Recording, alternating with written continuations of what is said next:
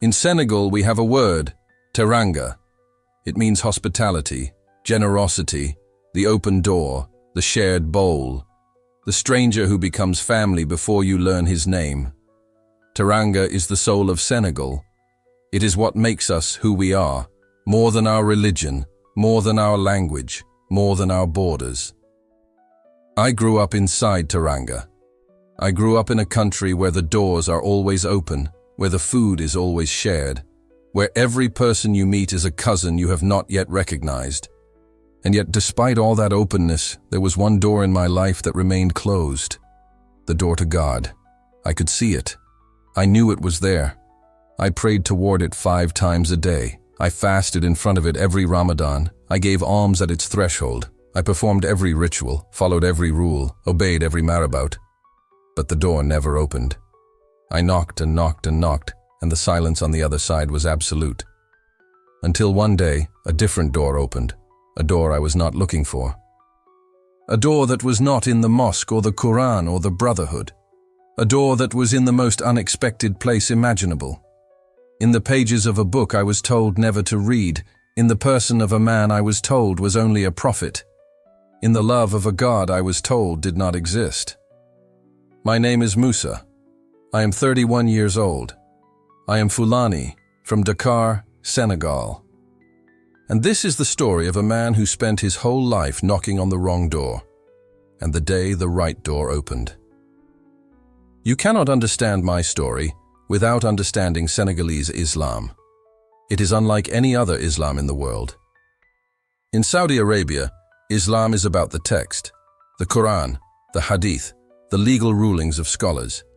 In Iran, Islam is about the state, the Ayatollahs, the revolution, the political ideology. In Indonesia, Islam is about the culture, the traditions, the community, the identity.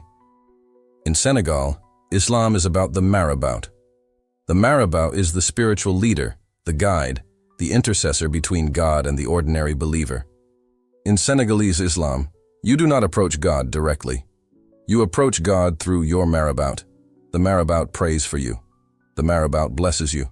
The Marabout tells you how to live, whom to marry, how to vote, how to do business. The Marabout is the door through which God's blessings flow. And without the Marabout, the door is closed. Senegal is organized into Sufi brotherhoods, tariqa, each led by a lineage of Marabouts. The 2 largest are the Mourides, centered in the holy city of Touba, and the Tijaniyya, with deep roots across West Africa. These brotherhoods are not just religious organizations. They are social, economic, and political institutions. They own businesses, influence elections, manage vast agricultural networks. The Marabouts of Senegal are among the most powerful people in the country, more powerful, in many ways, than the politicians. I was born into the Tijaniyya Brotherhood. My family, the Diallo family, had been Tijaniyya for generations. My grandfather, Thierno Amadou, was a respected elder in the Brotherhood. My father, Ibrahima, was a devout disciple. My mother, Aissatou, was a woman whose entire spiritual life revolved around obedience to the Marabouts' guidance and the recitation of the weird, the daily litanies specific to the Tijaniyya path. We were Fulani, or Pule, as we say in Senegal. The Fulani are one of the largest ethnic groups in West Africa, spread across a dozen countries from Senegal to Nigeria. In Senegal, the Fulani are known for their devotion to Islam, their scholarly traditions, and their pride. Being Fulani and being Muslim are so intertwined that separating them feels like separating water from the river. The water is the river, the Fulani is Muslim. There is no other option. I grew up in the Parcelles Assainies neighborhood of Dakar, a dense, vibrant, working-class area of the capital. Our house was modest, a concrete building with a courtyard where my mother cooked over charcoal, and my father sat in the evenings, reading the Quran by the light of a bare bulb. The walls were decorated with photos of Tijaniyya Marabouts, bearded men in white robes, eyes closed in prayer, surrounded by golden light. They were the saints of our tradition, the doors through which we approached God. My childhood was defined by rhythm. The rhythm of the 5 daily prayers. The rhythm of the weird, the Tijaniyya litanies that I recited every morning and evening. Strings of Arabic phrases repeated hundreds of times, counted on a long rosary of wooden beads. The rhythm of Quranic school, where I sat on a mat with other boys and memorized the Quran under the supervision of a teacher who carried a stick and was not afraid to use it. The rhythm of the Dahira, the weekly brotherhood meeting, where men gathered to chant and pray and listen to the teachings of the Marabout. It was a good life in many ways. The community was strong, the identity was clear, the purpose was defined. I was Moussa Diallo, Fulani, Tijaniyya, disciple, son of Ibrahima, grandson of Thierno Amadou. I knew who I was, I knew where I belonged, I knew what was expected of me, and I performed. Every day, every prayer, every litany, every meeting, I performed. But performance is not the same as connection. Performing for God is not the same as knowing God. And I was performing brilliantly, consistently, devotedly for a God I had never met. A God who existed on the other side of the Marabout's door. A God I was told was there, but whose presence I had never felt. Not once. Not in 25 years of prayer and fasting and recitation and obedience. The door remained closed, and I was running out of reasons to keep knocking. I need to tell you about the Marabout system, because it is both the beauty and the prison of Senegalese Islam. The beauty is real. The Marabouts are not all corrupt or self-serving. Many of them are genuinely devoted men who spend their lives in prayer and service. The brotherhood system provides community, identity, social support, and spiritual guidance to millions of Senegalese who might otherwise have nothing. In a country with limited government services, the brotherhoods fill the gap. They build schools, hospitals, roads. They create economic networks that lift people out of poverty. They provide meaning in a world that often offers none. But the shadow is also real. The Marabout system creates a spiritual dependency that can become suffocating. The disciple, the Talibe, is expected to obey the Marabout in all things, absolute obedience, unquestioning submission. The Marabout says, and the Talibe does.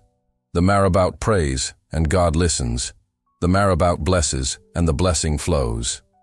Without the Marabout, you are nothing. Without the Marabout, God does not hear you.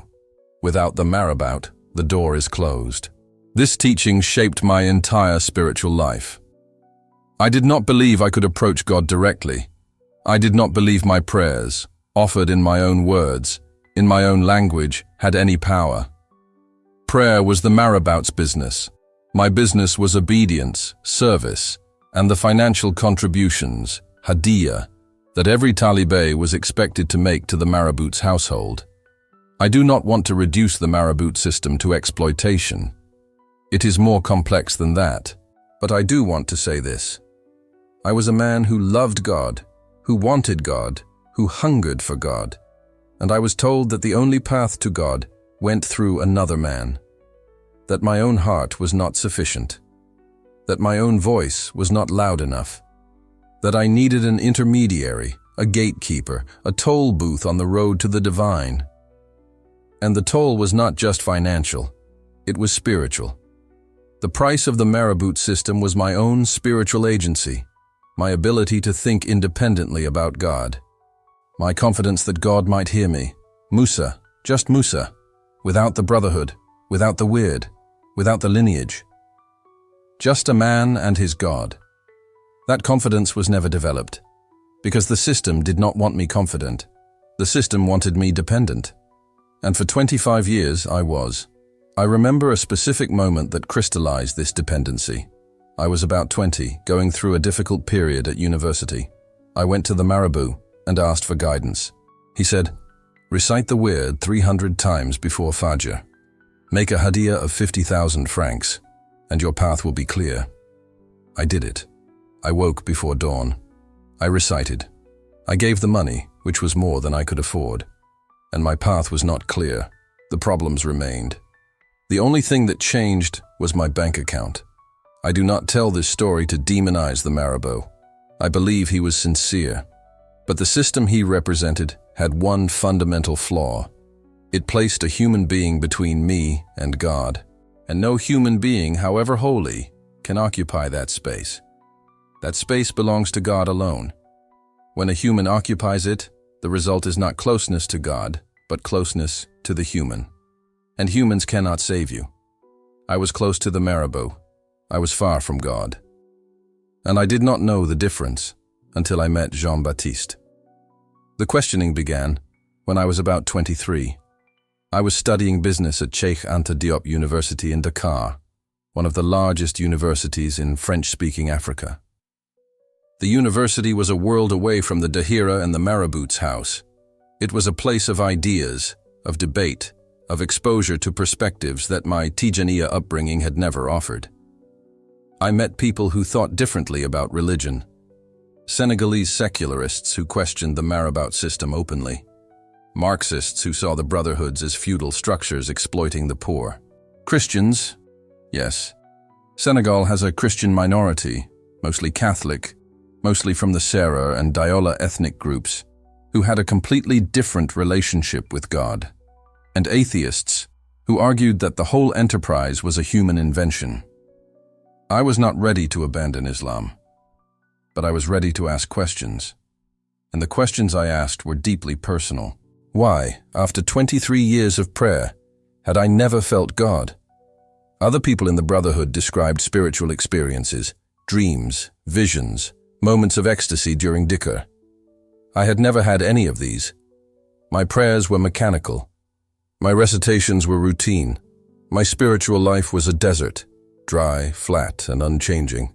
Was the problem with me? Was I not devoted enough? Was my obedience insufficient? Was my hadiyah too small? Was there some sin, some hidden flaw that was keeping the door closed? Or was the problem with the system? Was it possible that the door the Marabout controlled was not the only door? That there were other paths to God that the Brotherhood did not acknowledge? That the Marabouts' monopoly on divine access was not a theological truth but a human construction? These questions were dangerous. In Senegalese culture, questioning the Marabout is almost unthinkable. The Marabout is sacred. His authority is divine. Challenging him is not just disrespectful. It is spiritually perilous. The Talibé who questions the Marabout risks losing the Marabout's blessing. And without the blessing, disaster follows. Illness, poverty, failure, death. This is what I was taught. This is what I believed. And the fear of the Marabout's displeasure was, for years, stronger than my hunger for God. But hunger, when it is deep enough, overcomes fear. And my hunger was deep. I began to read.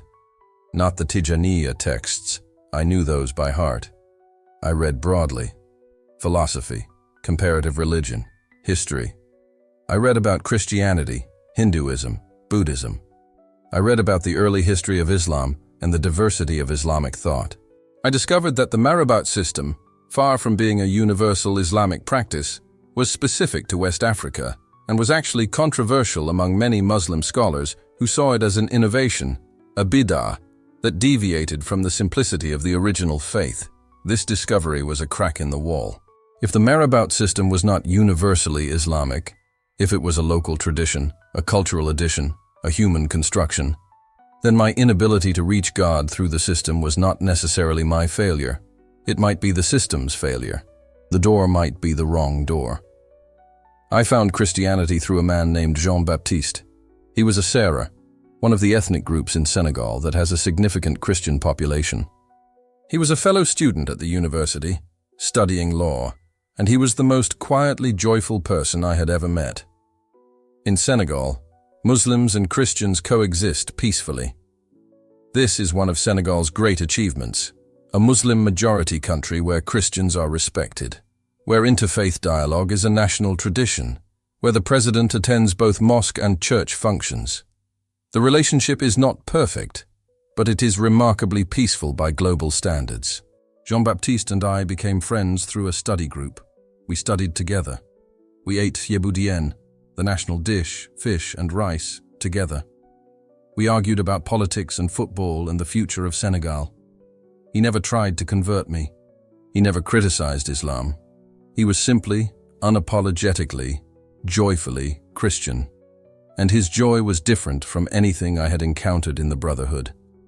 The Brotherhood had devotion, it had discipline, it had community, but it did not have joy. The Marabout's face was grave. The elders' faces were grave. The wired was recited with earnestness, not joy. The Dahira meetings were solemn, not celebratory. Islam, in my experience, was a serious business, a duty, an obligation, a weight. Jean-Baptiste carried no weight. He walked lightly, he laughed easily, he prayed casually, not at prescribed times, not in prescribed positions, not in Arabic, in Wolof, in French, in whatever language was closest to his heart at the moment. He talked to God the way he talked to me, openly, naturally, as if God were in the room. I asked him once, "Jean-Baptiste, how can you be so casual with God? Are you not afraid?" He looked at me, surprised. He said, "Afraid of what?" I said, "Afraid of God, afraid of his judgment, afraid of saying the wrong thing." He said, "Moussa, God is not my judge. He is my father. Do you fear your father?" I said, "Sometimes." He laughed. "Well, my God is a better father than that. My God is the father who runs to meet his son, the father in the parable, the father who throws a party when his child comes home, the father who runs, the father who throws a party." This was not the God of the Brotherhood. The God of the Brotherhood was the master, the sovereign, the judge, the distant, powerful, unapproachable God who spoke through Marabouts because ordinary humans were not worthy of direct audience.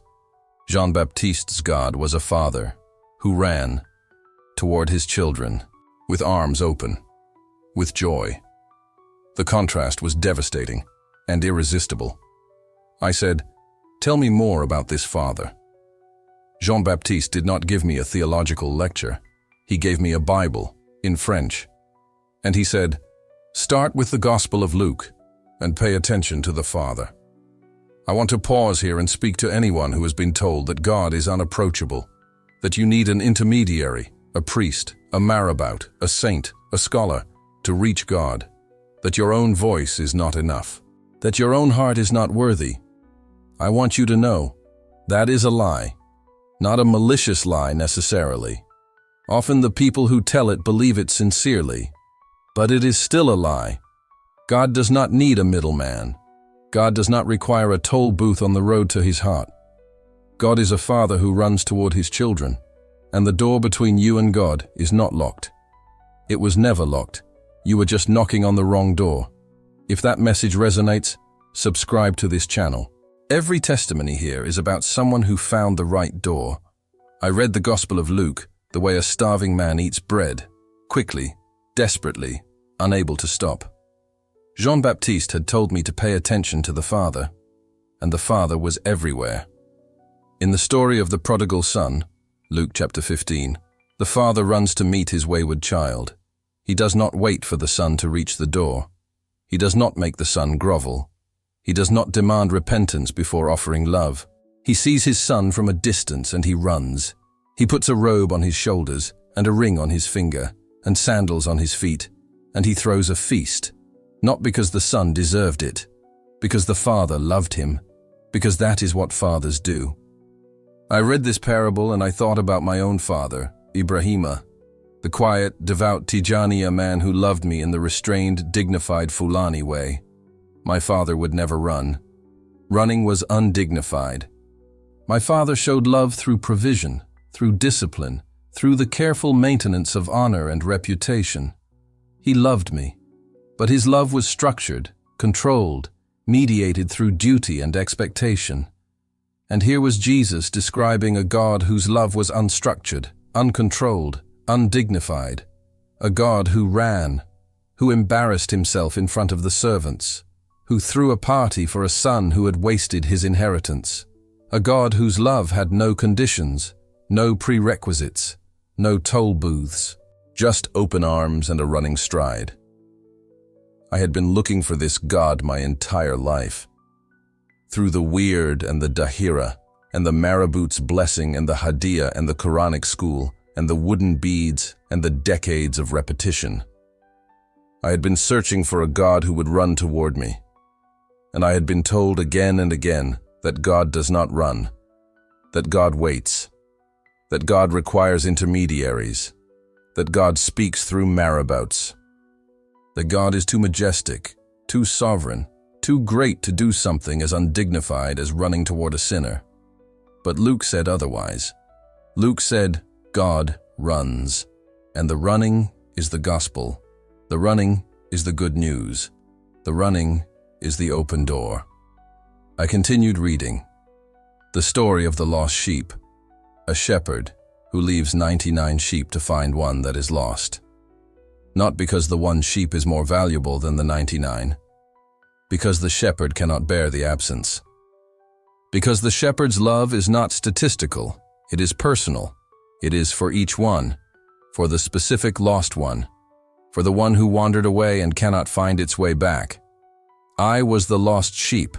I had wandered, not from Islam into sin, but from God into religion, into performance, into a system that had given me everything except the one thing I actually needed, the shepherd's voice, and then the crucifixion, the event that Islam denies, the event that Luke describes with devastating clarity. Jesus on the cross, in agony, dying, and saying, Father, forgive them, for they do not know what they are doing. Forgive them, not punish them, not judge them, not record their sin for the day of judgment.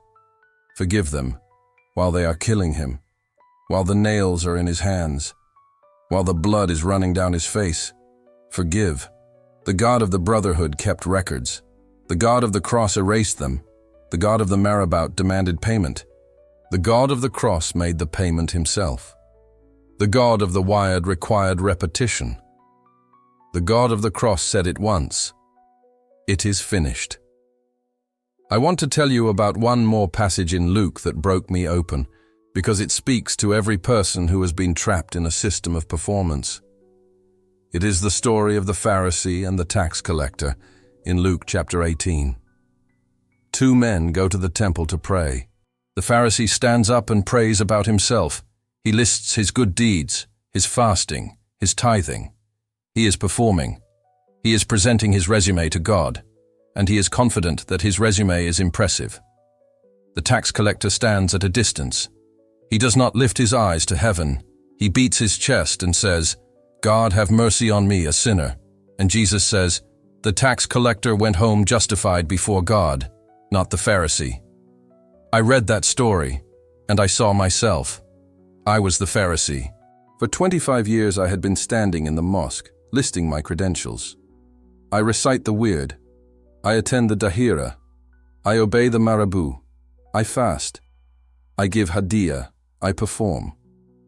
And I was confident that my performance was impressive, that God was taking notes, that the door would open based on the quality of my resume. But Jesus was saying, it is not the performer who is justified. It is the honest one, the one who drops the resume, who beats his chest, who says the only prayer that matters, have mercy on me. That night in my room, I beat my chest. I dropped the resume. I said in Pular the most honest prayer I had ever prayed, Allah Yurmelan, God have mercy on me. And the mercy came, like rain, like the Dakar rain that washes the dust off everything and leaves the world clean and shining. The mercy washed 25 years of performance off my soul and left something clean and new underneath. I closed the Bible. I sat in my room in the Parcels Assanis. The call to prayer was sounding from the mosque down the street, the familiar Arabic, the familiar melody, the familiar summons to a God I had been trying to reach for 25 years. And I realized that I was no longer trying. I had arrived. Not through the Marabout's door, through the cross, through the running father, through the shepherd who left the 99, through a Sarah law student who ate tiboudien and laughed easily and called God Father. The door was open, and on the other side was not a judge or a sovereign or a distant master. On the other side was a father, running, with arms wide open, toward me. My conversion happened on a Thursday evening in the rainy season. The rain in Dakar during hibernage, the rainy season, comes in sudden, violent downpours that turn the streets into rivers and the air into steam. Everything is washed. Everything is renewed. I was alone in my room. My parents were in the living room. The television was playing a Senegalese wrestling match, lambe, the national sport. My father was watching.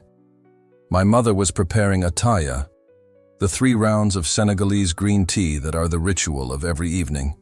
In my room, behind a closed door, I knelt, not facing Mecca, not in the positions of salat, just kneeling, the way a child kneels before a parent.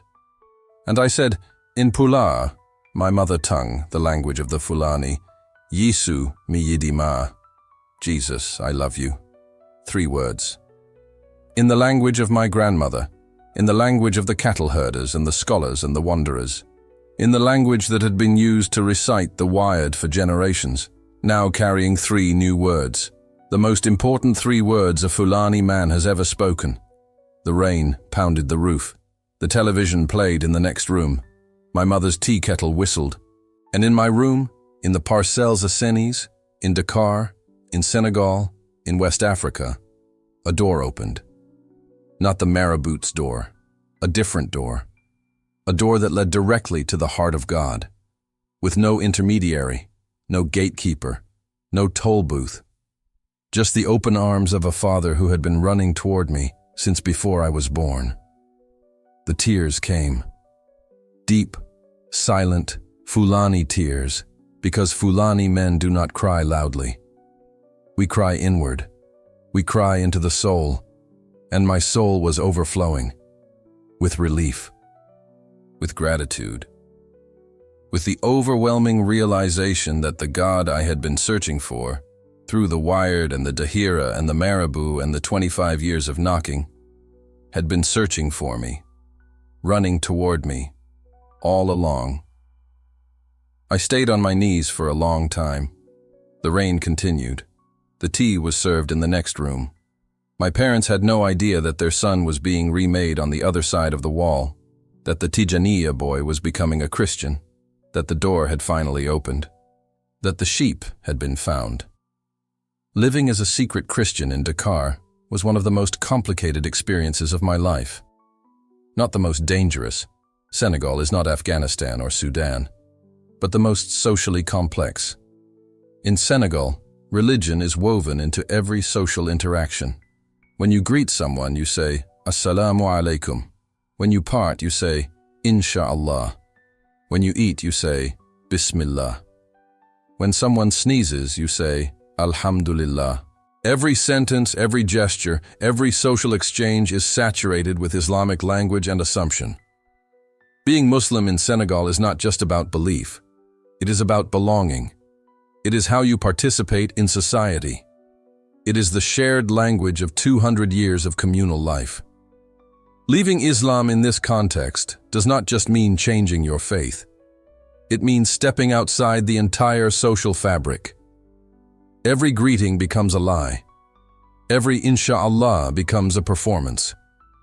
Every Dahira meeting you attend to avoid suspicion becomes an act of theater. You are an actor in a play you no longer believe in, performing for an audience that loves you and would be devastated to know the truth. I attended the mosque for Friday prayers. I recited the wired. I made my hadiyah. I went to the Dahira. I performed. And inside, with every performance, I felt the distance between who I was and who they thought I was growing wider, like a crack in the earth that gets a little bigger with each passing day. Jean-Baptiste was my lifeline.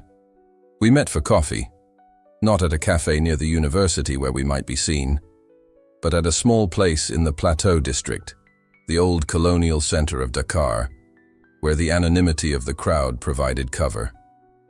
He taught me to read the Bible with understanding. He answered my questions. He prayed with me, in Wolof and French conversationally, the way he always prayed. I also found a church. A small evangelical congregation in a neighborhood far from the Parcelles Assanis, where the chances of being seen by someone from my community were low. The church met in a converted house, a simple space with plastic chairs and a sound system and a cross on the wall. About 40 people, Sarah, Diola, a few Wolof converts, and a handful of expatriates. The worship was in French and Wolof, with drums and guitars and clapping and a joy that shook the walls. The first time I worshipped in that church, I understood what Jean-Baptiste meant about God being a father. Because the worship was not a performance for a distant sovereign. It was a conversation with a present father. People sang with their eyes closed and their hands open and their faces lit with something I had never seen in the Dahira. Not solemnity, not discipline, not duty. Love. Simple, uncomplicated, overflowing love. I sang too. In French at first, because the songs were in French. Then, one Sunday, the worship leader asked if anyone wanted to sing in their own language. And I opened my mouth and sang in Pular, a Fulani man singing to Jesus in the language of the cattle herders and the Tijaniyya scholars, in a little church in Dakar. And the sound was the most beautiful thing I had ever heard. Not because my voice was beautiful, because the language was free, Pular, carrying praise to Jesus instead of wired to the Marabout, my grandmother's language, singing a new song. I need to pause here because this moment, singing in Pular for the first time, is the moment when I felt the door swing fully open, when the language of my heritage became the language of my faith, when being Fulani and being Christian stopped being a contradiction and became a harmony. If you are watching this and you think your language, your culture, your identity is incompatible with Christianity, it is not. Jesus speaks every language. He walks every road, he sits under every tree, he eats every meal, he is at home in every culture, including yours. Share this video with someone who thinks Christianity is a Western religion. It is not. It was born in the Middle East. It spread across Africa before it reached Europe. And it speaks Pular as fluently as it speaks English. I told my family after about a year of secret faith. The decision was forced by circumstances. My father was arranging for me to take a more prominent role in the Tijaniyya community, and accepting that role while being a secret Christian was a level of deception I could not sustain. I told my mother first, in the kitchen, while she was preparing tiaboudienne. The smell of fish and rice and tomato sauce filled the room. The most Senegalese smell in the world. The smell of home. I said, Yaya, I need to tell you something difficult. Yaya is mother in Pular. She looked at me. She put down the wooden spoon. She said, You have met a woman. I almost laughed. No, Yaya, not a woman. A person. His name is Jesus. The confusion on her face was total. Then the confusion became understanding. Then the understanding became horror. She said, Moussa, you cannot do this to us. I said, I am not doing anything to you, Yaya. I am doing something for me. For the first time in my life, I have found God. Not through the Marabout, not through the weird, directly. The door is open, and I cannot close it. She cried, she begged. She invoked my grandfather, Tierno Amadou, the Tijaniyya elder, the family patriarch, the man whose photograph hung in the living room beside the Marabouts. What would your grandfather say? She asked. What would the Marabout say? I said gently. Yaya, I love grandfather. I respect the Marabout. But I have met someone greater, someone who does not require a Marabout to reach him, someone who comes to me directly, who runs toward me. My mother did not understand the running. She did not understand a God who ran. In her world, God was majestic, distant, sovereign. God did not run. Marabouts ran God's errands. And the idea that God himself would run toward a sinner, toward her son, was not beautiful to her. It was blasphemous. Within a week, the extended family knew. My mother told her sisters. Her sisters told their husbands. The news spread through the family network with the speed of a brush fire in the dry season, and the extended family had opinions. My uncle Umar, my father's older brother, came to the house. He was a senior figure in the Tijaniyya community, a man whose opinion carried weight. He sat with my father in the courtyard for hours. I was not invited, but I could hear fragments through the wall. Words like shame. Words like Marabout. Words like what will people say? What will people say is the most powerful phrase in Senegalese culture. More powerful than law, more powerful than theology, more powerful than love. Because Senegalese society is communal. Your identity is not individual. You are not just Moussa. You are Moussa Diallo, son of Ibrahima, grandson of Thierno Amadou, member of the Tijaniyya, resident of Parcelles Assignees. Your actions reflect on every person in that chain, and when you break the chain, the entire structure shudders. I had broken the chain. My uncle came to my room. He said, "Moussa, I am not here to shout. I am here to understand." And to his credit, he listened. He asked questions. He let me explain. He did not agree with anything. But he listened. And when I finished, he said, "I think you are wrong. But I see that you are sincere. And sincerity deserves respect, even when it is misguided." Then he said, "I will tell the family that you need time, that the Marabout should pray for you." It was his way of buying me space, of preventing the situation from escalating. My uncle, the Tijaniyya elder, was protecting his apostate nephew, not because he agreed, because he was Fulani, and Fulani protect family, even family that has broken the chain. My father's reaction was the coldest of all. He did not cry. He did not beg. He said, "You have lost your mind. The Marabout warned me about the university. He said it would corrupt you. I should have listened." Then he said, "You will not speak of this again in this house, and you will not bring shame on this family." The silence that followed was not the warm silence of Senegalese teranga. It was the cold silence of a door closing, my father's door, the family's door, the brotherhood's door. But the other door, the door that had opened in my room on that rainy Thursday, that door remained open. And behind it, the father was still running, still arms wide, still throwing a feast for the son who had come home. I left the Parcelles Assignees, not dramatically, not with a bag in the night. Slowly, practically, the way Senegalese transitions happen. I found a room in another part of Dakar. I continued working. I had finished university and was working in business development for a small company. I maintained contact with my mother through phone calls that were careful and coded. She asked about my health, my work, my meals.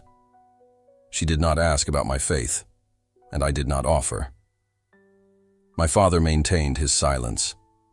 Months passed without a word from him.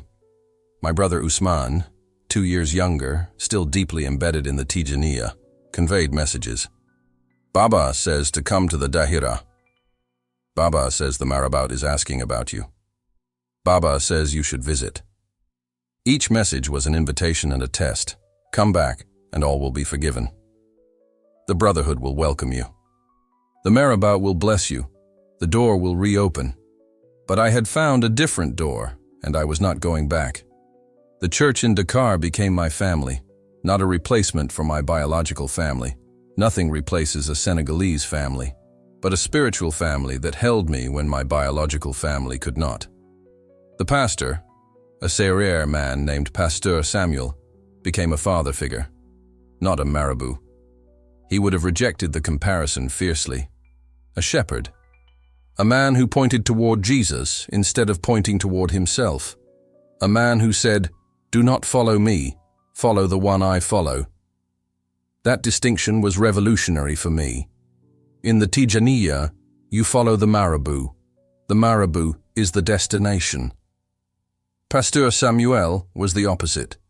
He pointed away from himself toward Jesus.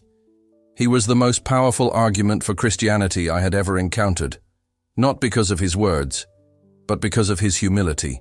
I also want to tell you about the double life during the year before I told my family, because it was the heaviest burden I have ever carried. Every morning, who am I today? At the mosque, standing shoulder to shoulder with men I had known since childhood, performing the rakat, I felt like an imposter. Not because I was pretending to believe in God. I believed more than ever. But the God I believed in was not the God being worshipped in that mosque. The weird was the hardest. The Tijaniyya litanies require reciting specific Arabic phrases hundreds of times, counted on wooden beads. After my conversion, each repetition felt like a betrayal. Each phrase was a prayer to a God I no longer worshipped, through a system I had abandoned. Yet I recited, because discovery meant losing everything. There were moments in the Dahira when the chanting became so communal, so hypnotic, so beautiful that I wanted to surrender to it. The pull of belonging is powerful. But then I would remember the running father, and I would hold steady, because the pull of truth is more powerful than the pull of belonging. When Pastor Samuel lowered me into the baptismal water, I felt the weight go. The weight of 25 years of performance, the weight of the wired, the weight of the Marabout, the weight of what will people say. All of it went into the water and stayed there. And when I came up, I was light, physically light. As if someone had removed a sack of stones I had been carrying so long I forgot it was there. I was baptized in the church 6 months after telling my family. The baptism was simple, a plastic tub, warm water, Pastor Samuel's hands on my shoulders. He lowered me into the water and said in French, "Moussa, I baptize you in the name of the Father, the Son, and the Holy Spirit." And when I came up, the congregation sang. In French and Wolof and Sera, a multilingual celebration of a Fulani man being born again. I cried. The Fulani tears, deep and inward. But this time, they were tears of joy. Pure, uncontaminated, overflowing joy. The joy of the prodigal son at the feast. The joy of the lost sheep on the shepherd's shoulders. The joy of a man who had spent 25 years knocking on the wrong door and had finally walked through the right one. I am 31 now. Let me tell you about my life. I still live in Dakar. I work in business development and also run a small side project, a bilingual blog in French and Pulaar about faith, identity, and the Fulani Christian experience. The blog has found readers across West Africa, in Senegal, Guinea, Mali, Burkina Faso, Niger. Fulani people from many countries, some Christians, some seekers, some simply curious. The Fulani are a vast transnational people, and the discovery that a Fulani man can be Christian, fully Fulani, fully Christian, without contradiction, is revolutionary in a culture where the two identities are considered mutually exclusive. I am active in my church. The congregation has grown to about 60 members. I lead a small group for men from Muslim backgrounds. There are 5 of us. We meet weekly. We eat tieboudienne and ataya. We read the Bible in French and discuss it in Wolof and Pulaar. We pray for our families. We carry each other's burdens. We are brothers, not in the brotherhood sense, not in the Tijaniyya sense, but in the deepest sense. Brothers in Christ, brothers who found the same door. I want to tell you about one of those brothers, because his story illustrates the quiet revolution happening in West Africa. His name is Amadou, a Wolof man from St. Louis, the old colonial capital in the north. He had been a committed Mouride Talibe his entire life. His Marabout was everything to him. Then his daughter got very sick. He went to the Marabout and asked for prayers. The Marabout prayed and asked for hadiyah. Amadou gave everything he had. The daughter did not improve. More prayers, more hadiyah, still no improvement. Finally, Amadou went to a Christian doctor at a clinic. The doctor treated the daughter and she recovered. After the recovery, the doctor did not ask for hadiyah. He said, "Thank God." Amadou asked, "Which God?" The doctor said, "Jesus." And Amadou's world cracked open, the way mine did. Not from an argument, from a demonstration, from a man who healed in the name of a God who demanded no payment. Amadou is in our group now. He reads the Bible in Wolof. He prays in his own words. And every Thursday when we sit together with Thieboudienne and the Bible, we are 5 men who represent a quiet revolution. 5 former Muslims finding the same God through different doors, the running Father, the God who needs no Marabout. I also want to share what happened last Tabaski. Tabaski is the Senegalese name for Eid al-Adha, the Feast of Sacrifice. It is the biggest holiday in Senegal. Every family slaughters a sheep. The streets smell of grilling meat. The children wear new clothes. The families gather. The Marabout receives visitors. I went home, not to the Dahira, not to the Marabout, to my family. Because Tabaski is not just religious, it is familial, it is Teranga, and Teranga transcends theology. My mother opened the door and saw me, and her face broke into a smile so wide it made her look 20 years younger. She said, "Moussa, you came." And she pulled me inside and sat me down and put a plate in front of me piled with grilled lamb and Thieboudienne and onion sauce, and she watched me eat with the satisfied gaze of a Senegalese mother whose child is fed. My father was in the courtyard. He looked at me. I looked at him. He nodded. One nod. The Fulani nod that says everything without saying anything. And I nodded back. And we ate together, the whole family. Around the same bowl, the way we always had, Muslim and Christian, father and son. The door between us not open, not closed, ajar, and through the crack, the smell of grilled lamb, and the sound of children laughing, and the warmth of Teranga that religion cannot kill. My relationship with my family has evolved. It is not resolved. It may never be fully resolved. But it has evolved. My mother calls me every week. She still says, "May Allah guide you." I say, "Amen," because I want God to guide me too. And the God I follow is the same God she is reaching for, even if she does not yet know his full name. She sends me food. Thieboudienne, Mafe, Yassa, the food of love. The food that says, "I do not understand your faith, but I am still your mother, and you will not go hungry while I am alive." My father broke his silence after 14 months. He called me late one evening and said, "Moussa," just my name, nothing else. And I said, "Baba," just his name. And we sat on the phone in silence for a long time, 2 Fulani men who loved each other and did not know how to say it across the divide that religion had created. Then he said, "Are you well?" I said, "I am well, Baba." He said, "Good," and he hung up. It was not reconciliation. It was not acceptance, but it was contact. And in the Fulani tradition, a father calling his son after 14 months of silence is an act of love so profound that it does not need words. The call was the message. The call said, "You are still my son. The door is not closed. I am still here, and I am still here too, Baba. On the other side of the door, praying for you, loving you." Waiting for the day when you knock on the door, I found. And the Father on the other side runs toward you too. I want to close with some reflections on what I have learned. I have learned that God is not behind any door that requires a human gatekeeper. The Marabout, the priest, the pastor, the imam, they can point toward God. They can teach about God. They can model a life with God. But they cannot be the door to God, because the door to God is God himself. Jesus said, "I am the door." Not the Marabout is the door. Not the brotherhood is the door. I am the door. And anyone who enters through me will be saved. I have learned that the door metaphor is not just about religion. It is about every area of life where we accept intermediaries we do not need. Every closed door may not be locked. It may just be the wrong door. And the right door may be standing open, unguarded, waiting for you to walk through it.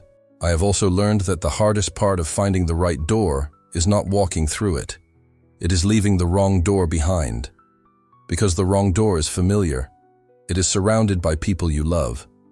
Walking away means walking away from all of that. The grief is real. The loneliness is real. but the life on the other side is more real. And the Father running toward you is the most real thing in the universe. I have learned that Teranga, hospitality, the open door, the shared bowl, is not just a Senegalese virtue, it is a divine virtue. God practices Teranga, the ultimate Teranga. He opens his door to everyone. He shares his table with sinners and outcasts and prodigal sons. He offers his food, his body, his blood, to anyone who is hungry.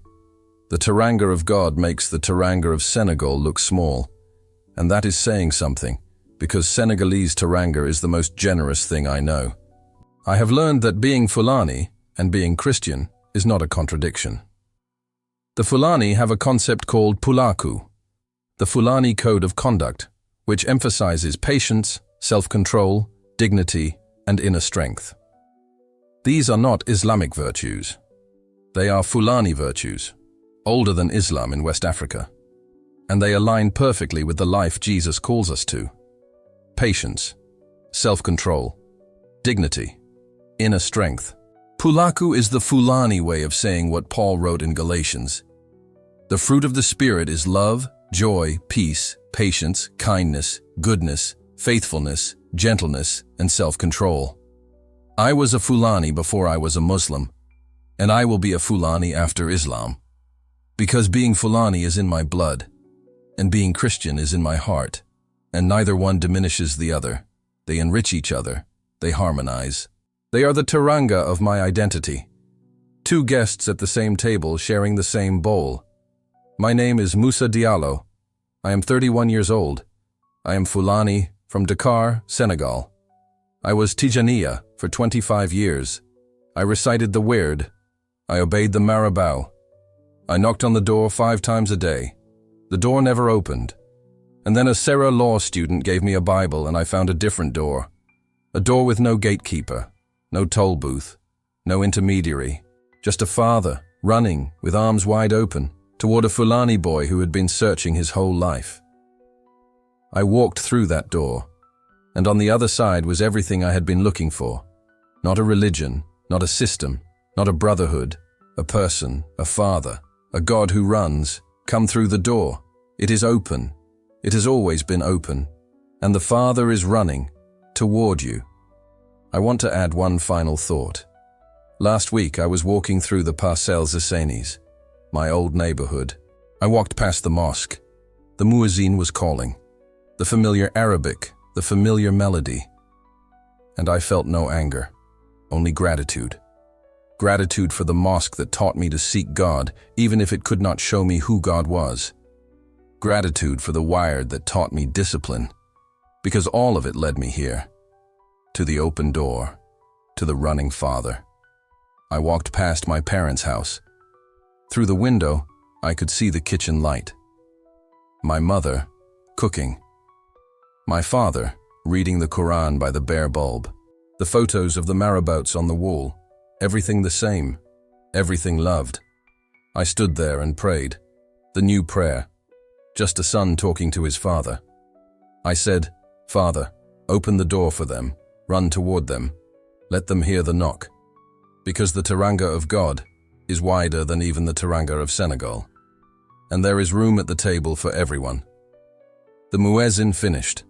I walked home, to my new home, with my new God. The door is open. The Father is running. Thank you for watching. In Pular, we say Ajarama, thank you. And in Wolof, we say Jerejef, both languages of my heart, both carrying the same gratitude. If this testimony moved you, I am asking 3 things. First, leave a comment. Tell me if the door metaphor spoke to you. Tell me if you have been knocking on a door that never opens. Tell me if you are Fulani, or Wolof, or Sarah, or from any part of West Africa. Every comment is a knock on the right door, and this door always opens. Second, share this video. Share it with a Senegalese person. Share it with a Muslim who loves God but has never felt God. Share it with anyone who has been told they need a middleman to reach the divine. Third, subscribe. This channel is a door. Every testimony opens it wider. Every subscriber helps another person find it. Help us open the door for the whole world. Until next time, be patient, be Fulani, be free. My name is Moussa, and this is my testimony. Ajarama, Jerejef. God bless you. The door is open.